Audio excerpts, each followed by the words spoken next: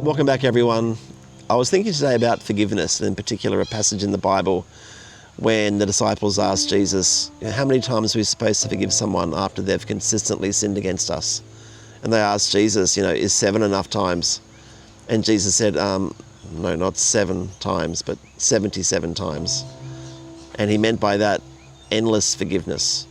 And I can only imagine the looks on the disciples' faces, when he said that, because that's a really tall ask, to consistently forgive someone endlessly for something that they do.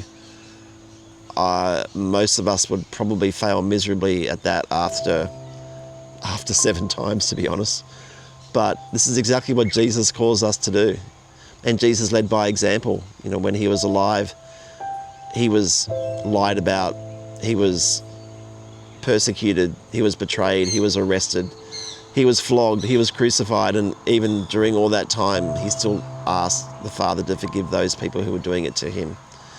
And this is exactly what Jesus calls us to do. He never told us that following him would be easy, because by following him, we have to really surrender all our pride and realize that we aren't the center of the universe, and that he is.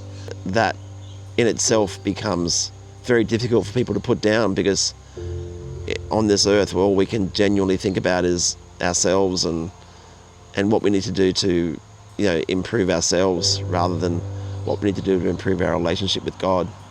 But the great thing is that Jesus is here. He promised us that he'll send us the Holy Spirit, and that's exactly what he does. The absolute feeling of joy and knowing that you're doing God's will takes over, and the strength that we receive and the willingness that we continue to follow doing God's will really kicks in, and we really find the true value of just forgiving those people who may have hurt us, and just realizing that God's always been so good to us.